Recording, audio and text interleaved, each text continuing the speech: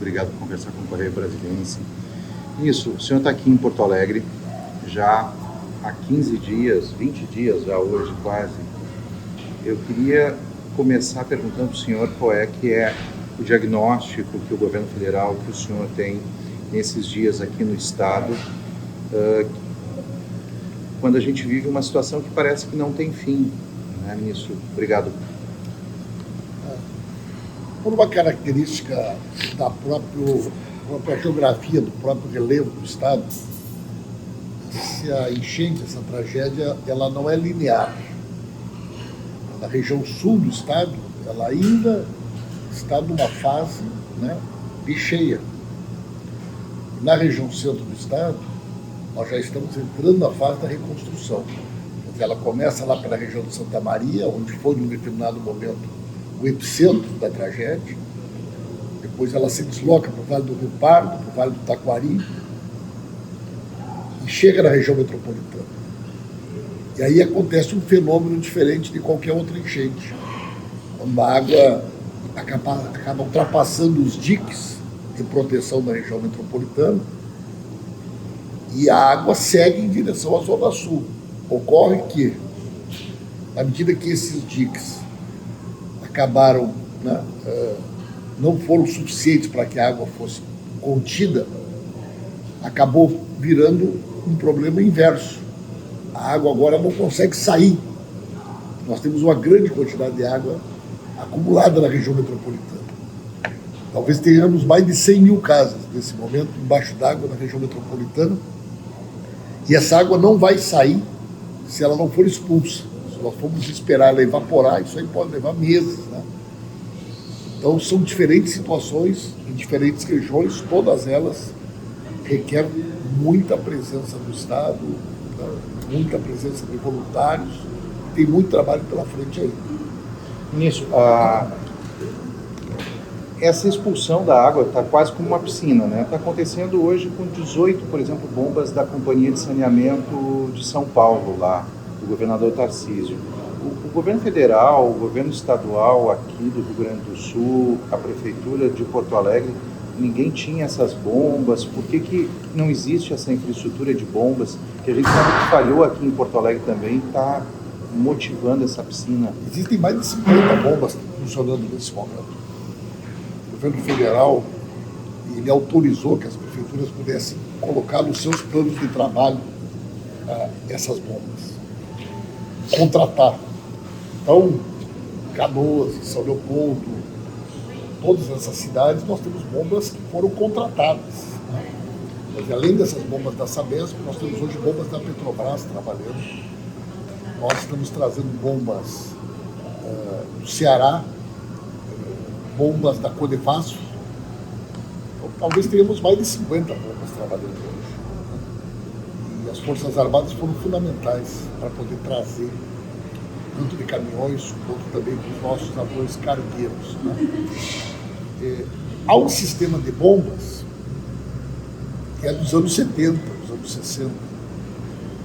E ele não foi projetado para enfrentar uma situação quando o dique rompe ou a água passa por cima do dique.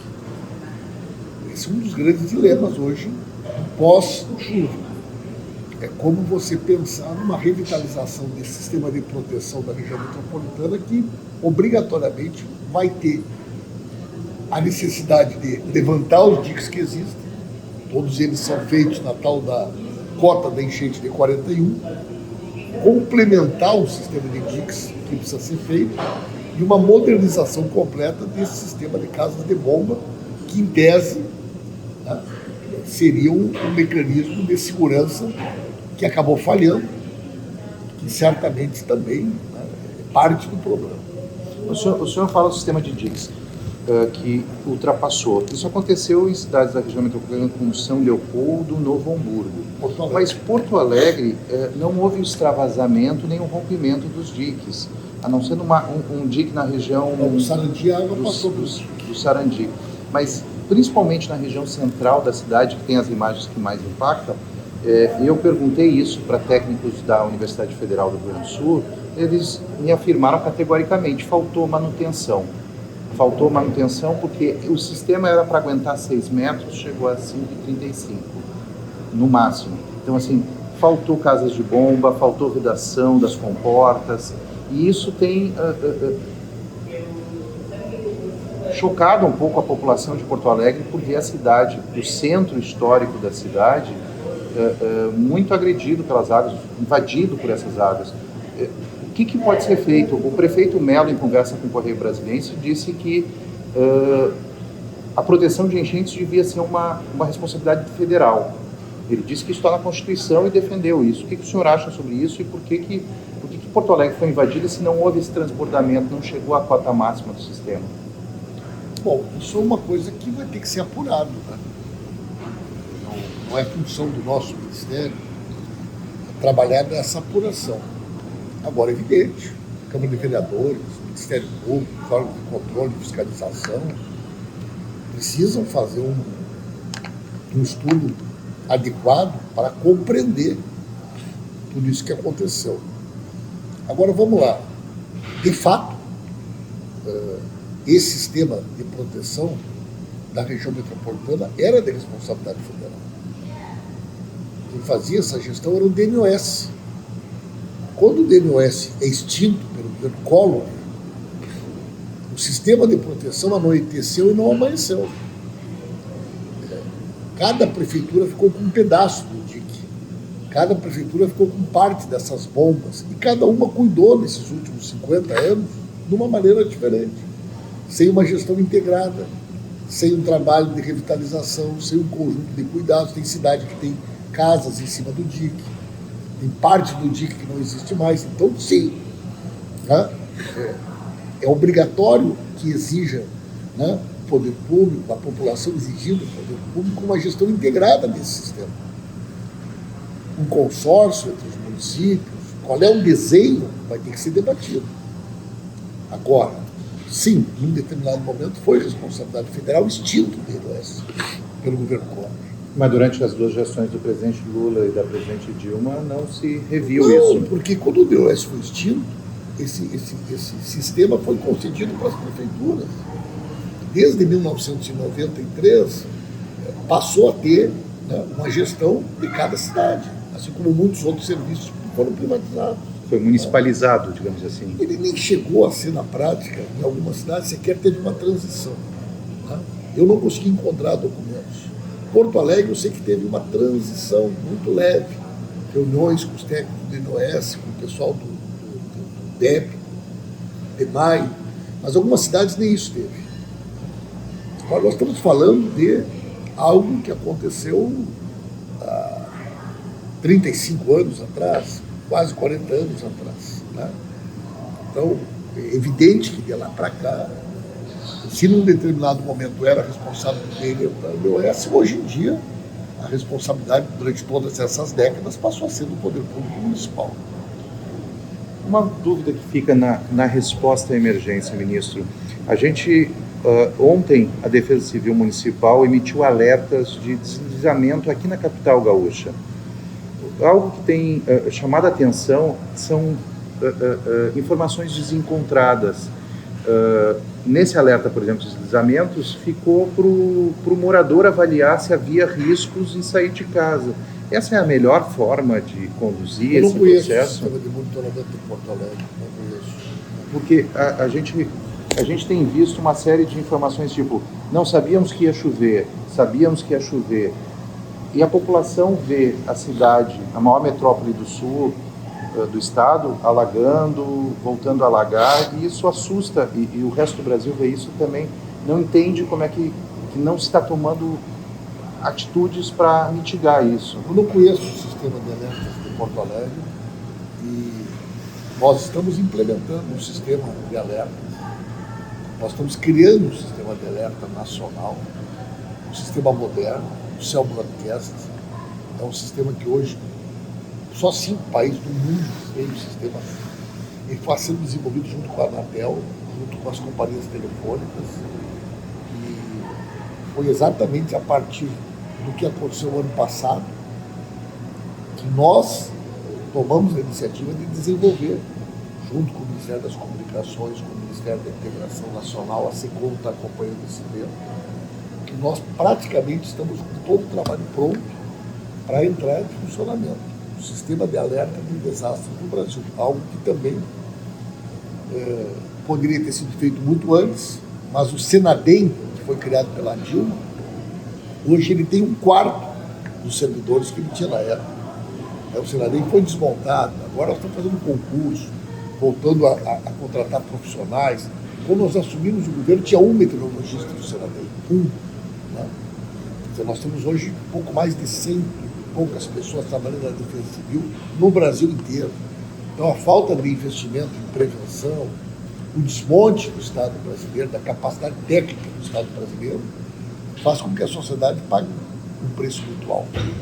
O que aconteceu no passado, o senhor se refere à discussão que se iniciou naquela tragédia no litoral paulista, em que o próprio governador Tarcísio já discutia a partir isso. do litoral paulista e no decorrer do ano passado, né, com o que aconteceu, especialmente depois no Maranhão, tivemos uma situação do Acre e no segundo semestre aqui na região do Vale do Itaquari. Quanto falta para isso começar a operar? Nós estamos com o sistema pronto para começar a operar. O que a gente precisa? É preciso que haja uma fase de testes e de treinamento. Porque, como no Brasil você tem um sistema de defesa civil, é um sistema que envolve o Estado, a União e o município, é preciso que haja um treinamento, uma capacitação para quem aciona o sistema. Você precisa ter um padrão, inclusive, de acionamento duplo para aquilo que tu estava falando antes. Quer dizer, que nível de alerta nós precisamos ter numa determinada cidade? A defesa civil do município, ela precisa estar capacitada. Ela vai receber informações da defesa civil estadual, nacional. Mas quando tu dispara um alerta como esse, né, para uma sociedade como a nossa, que não tem uma cultura de prevenção, diferente de outros países, né, onde a prevenção é algo que faz parte do currículo escolar. Eu sou de Santa Maria. Coordenei no Congresso Nacional um grupo de trabalho sobre o incêndio da Boate Kiss. E ali nós enxergamos também, de forma, né, muito nítida, a falta dessa cultura de prevenção. Quando o pai e uma mãe aqui no Brasil escolhe uma escola para um filho, escolhe uma creche para um filho, ou quando permite que um filho ou uma filha vá num restaurante, numa boate, o que ele pensa? Se tem bons professores, se a área de esportes é boa, qual é o método pedagógico, mas ninguém quer saber se tem plano de prevenção, se o PPPI, o PCCI está em dia, se há uma cultura de prevenção nesse sentido. Né? O senhor fala de PPCI. Uma das grandes demandas que têm sido apresentadas é que os próprios empresários possam fazer isso de forma autodeclarada. O que o senhor acha disso? Depende muito da atividade. Porque se eu tenho uma atividade que eu trabalho com o público, né, e é assim que funciona praticamente todos os países que eu tive a oportunidade de estudar, quer dizer, tu não está tratando de um assunto que diz respeito só ao teu negócio, ao teu patrimônio ou ao teu interesse. Né? Então, a partir do momento que tu tem uma atividade e tu trabalha com um público, obrigatoriamente é preciso que haja, né, uma validação por parte do poder público das informações que tu traz. Eu, por exemplo, gosto do sistema que tentei na época trazer o debate para o Brasil, que é introduzir como parte do sistema de segurança e proteção o seguro. Né? Então, hoje, por exemplo, nos Estados Unidos, que é um dos países que tem um sistema interessante, quando vai abrir um bar, um restaurante, uma boate, o primeiro documento que o poder público exige é o seguro. Então, a pólice do seguro. É o mercado fiscalizando o mercado. Se uma companhia seguradora não te der a apólice, tu sequer pode solicitar o alvará. Então, a fiscalização prévia não é feita pelo poder público. A fiscalização prévia é feita pelo próprio mercado, que regula e fiscaliza o próprio mercado. Isso. O senhor está como ministro da reconstrução do Rio Grande do Sul.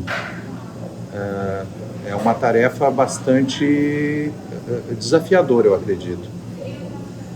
E técnicos já falam que o Rio Grande do Sul talvez saia dessa enchente para uma das maiores estiagens da história.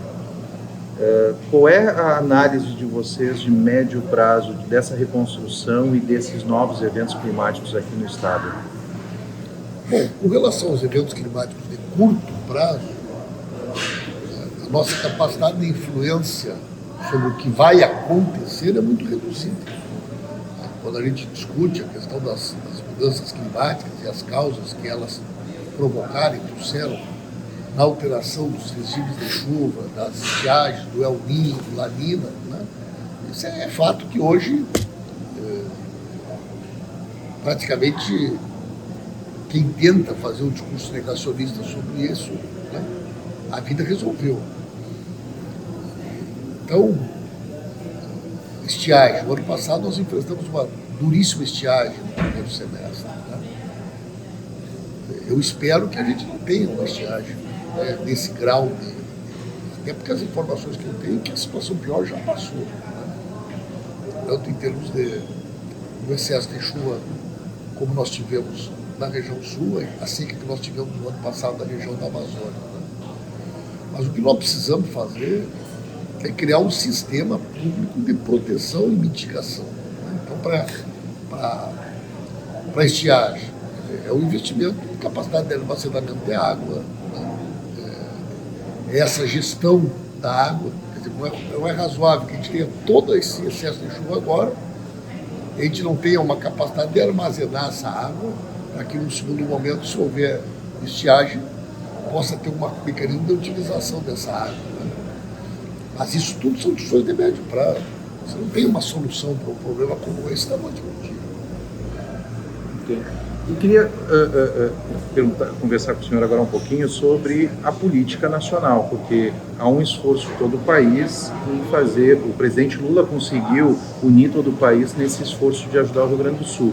Mas as pessoas também se perguntam até quando esse esforço vai perdurar. E a gente percebe, andando aqui pelo estado já há 15 dias, um pouco mais, que vai ser longo esse caminho que o senhor tem aqui para enfrentar. E o senhor sabe, como um político experiente, que o senhor foi bastante criticado. O senhor já descobriu quem é o deputado Aécio Neves? Já lhe informaram? A sua assessoria já lhe informou? Olha só, a minha relação com o governador é excelente.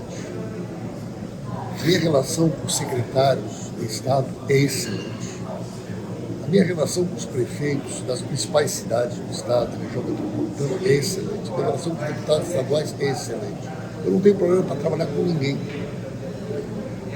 Talvez as pessoas que não conhecem o Rio Grande do Sul e não entendem direito a forma que a gente trabalha, imaginam que por nós sermos de partidos diferentes ou de trajetórias diferentes, nós não tenhamos a capacidade de trabalhar de uma forma fraterna, solidária e leal como nós trabalhamos aqui.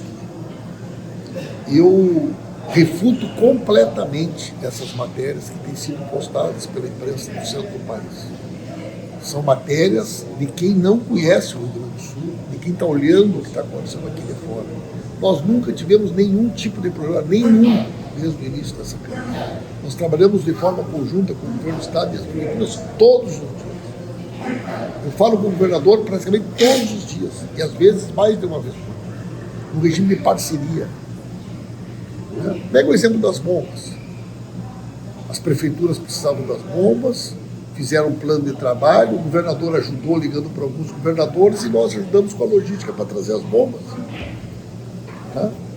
Se não fosse nós termos entrado no jogo com as Forças Armadas, não teria dado certo. Então todo mundo foi parte. Pega a questão dos abrigos.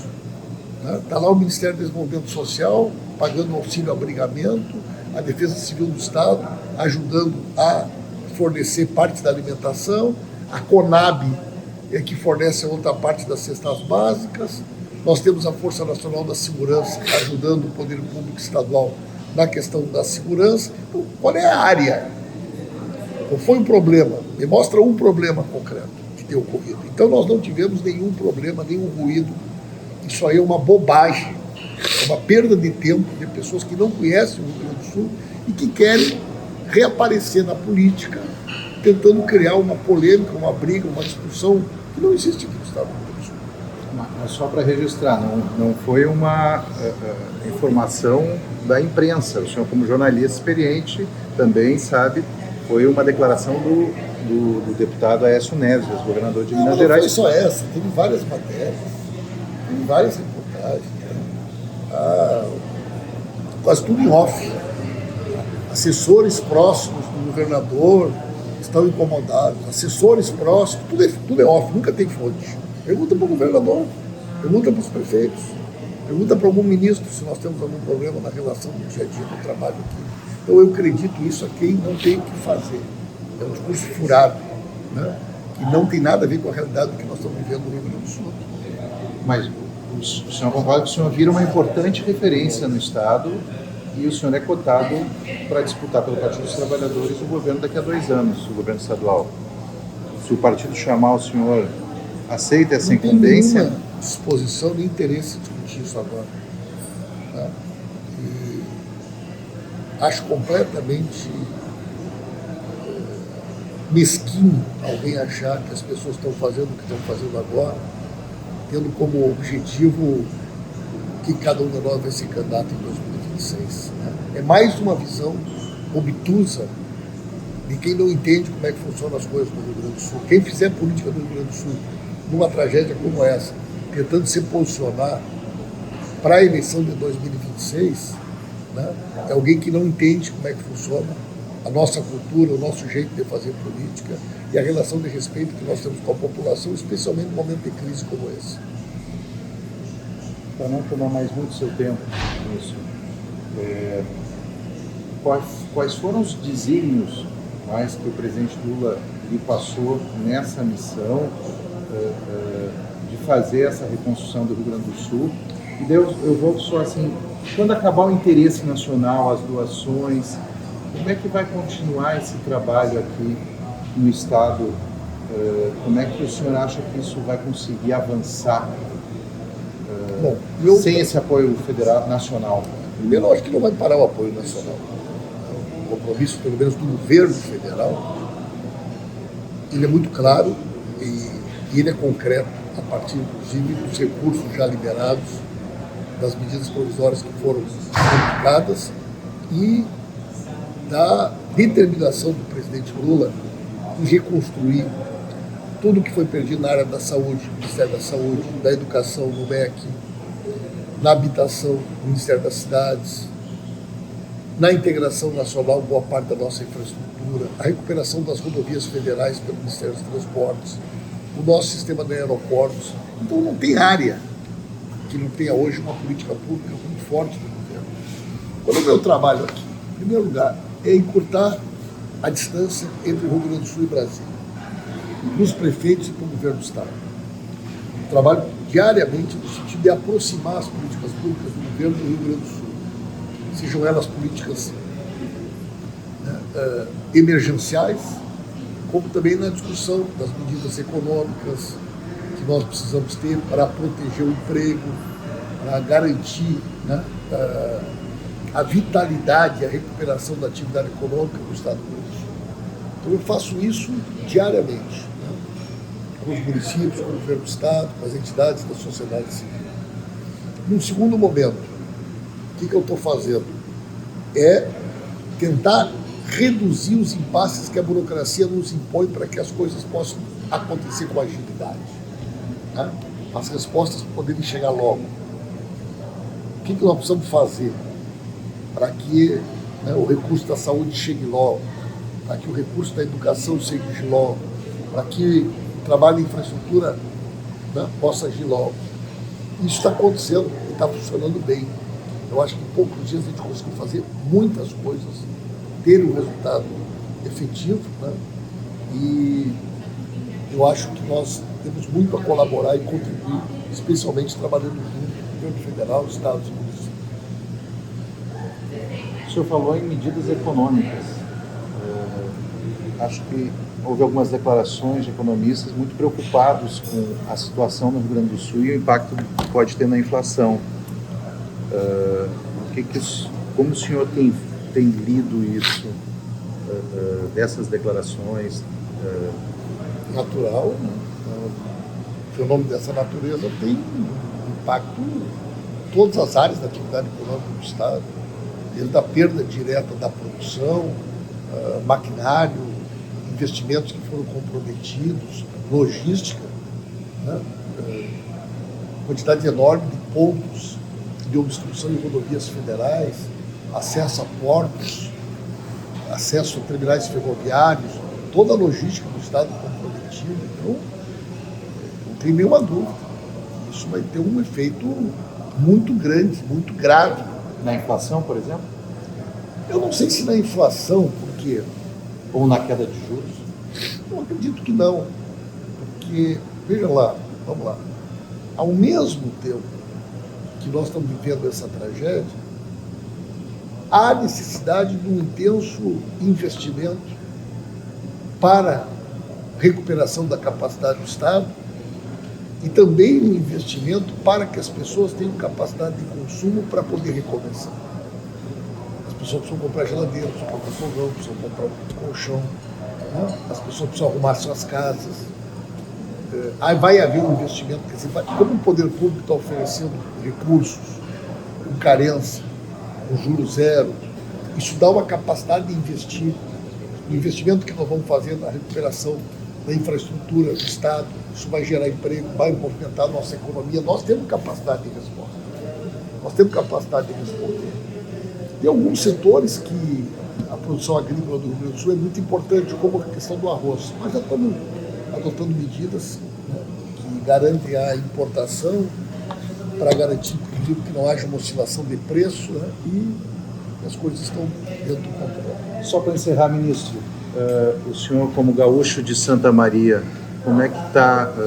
Já está com saudade de voltar para a SECOM? Que eu sei que não era uma pasta simples do governo federal, mas acho que o senhor conseguiu pegar a mais espinhosa de todas agora. Eu sou uma pessoa acostumada a cumprir missão e disciplinado.